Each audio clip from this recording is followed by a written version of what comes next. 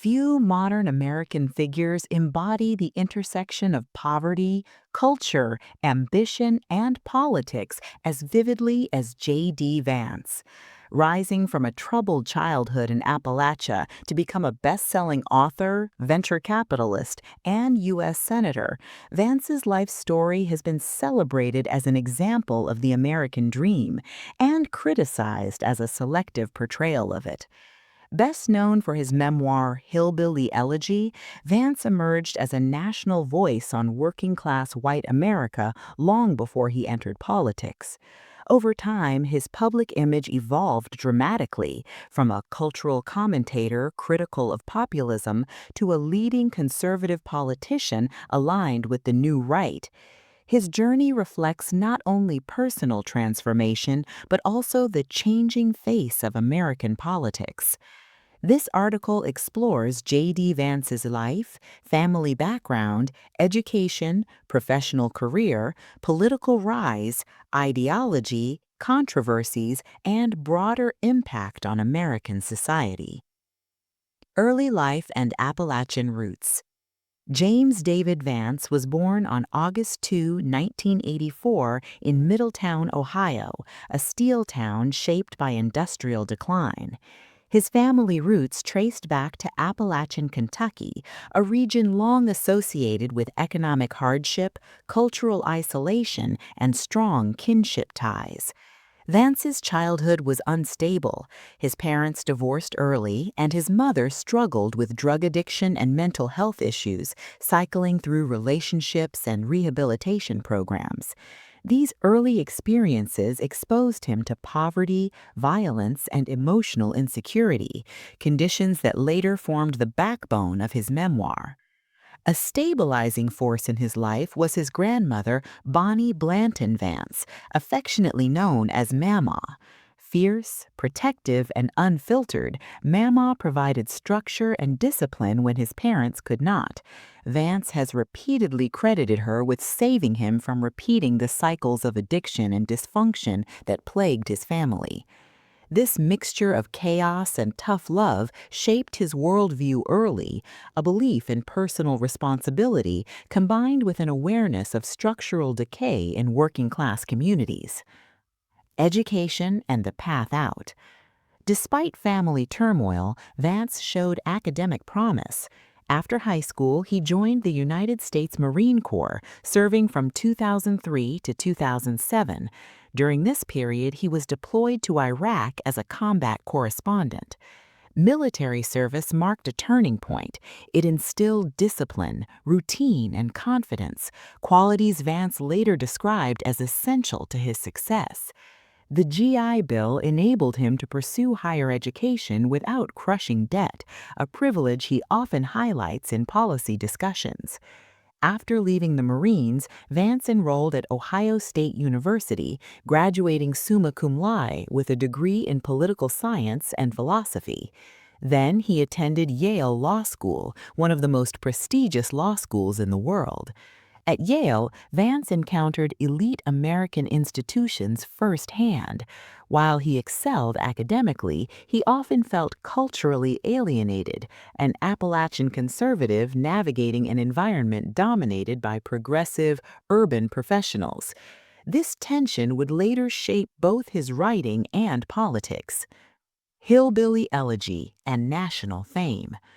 In 2016, Vance published Hillbilly Elegy, a memoir of a family and culture in crisis. The book blended personal storytelling with social analysis, exploring why many white working-class communities struggled with poverty, addiction, and declining social mobility. The memoir became a New York Times bestseller and was widely read by journalists, academics, and policymakers. At a time when Donald Trump's rise shocked political elites, Vance's book was treated as a guide to understanding Trump voting America. Vance argued that cultural factors, family instability, lack of personal responsibility, and distrust of institutions played a major role in economic decline. While acknowledging structural issues like deindustrialization, he emphasized individual choices and values. The book earned praise for its honesty, but also sharp criticism. Some scholars accused Vance of oversimplifying poverty and blaming the poor for systemic failures. Others argued he portrayed Appalachia through stereotypes that reinforced negative perceptions. In 2020, the memoir was adapted into a Netflix film directed by Ron Howard, further amplifying Vance's public profile. Professional career, law and venture capital.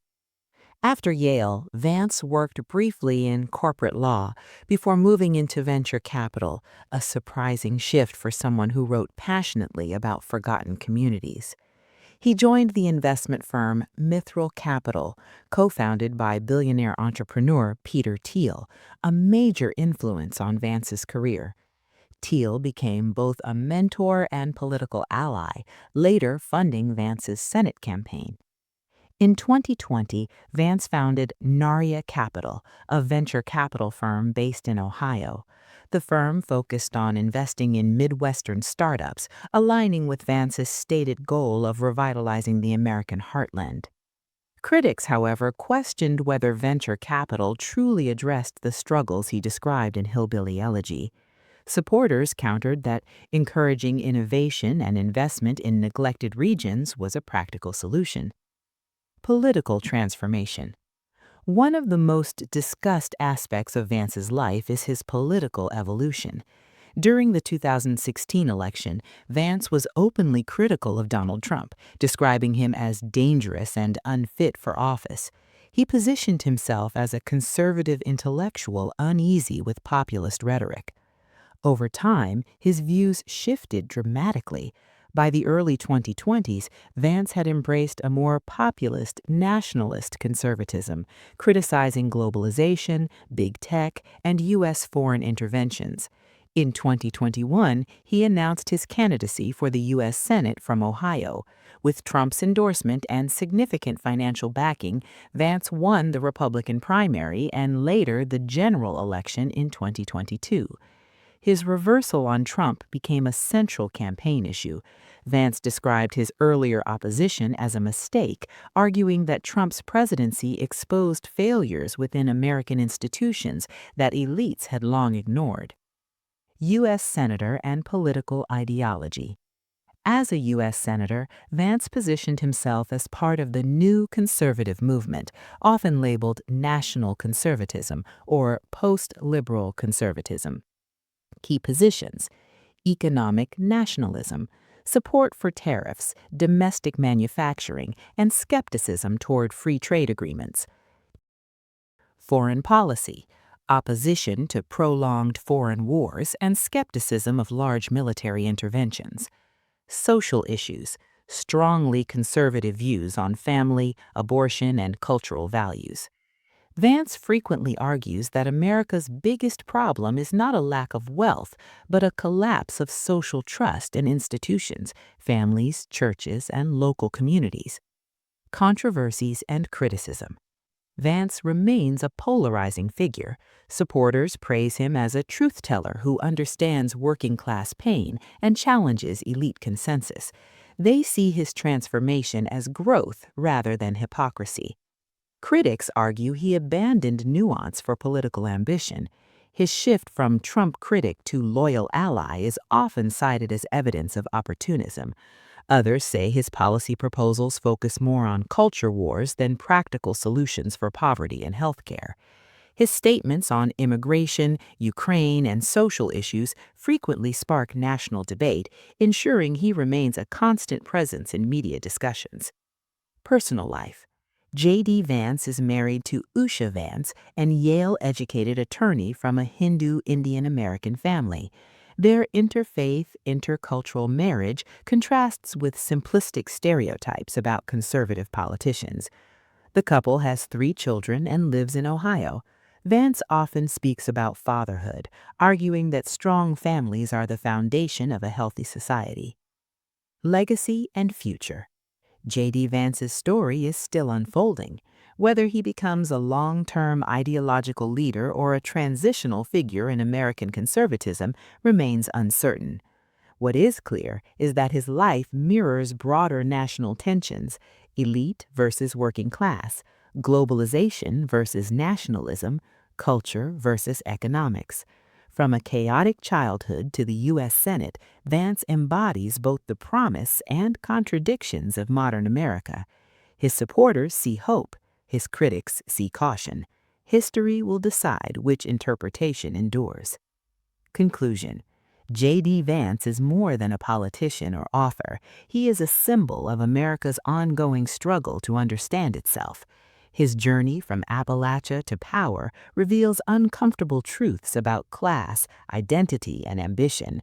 Whether admired or criticized, one fact remains undeniable: J.D. Vance has shaped the national conversation, and his influence on American politics is far from over.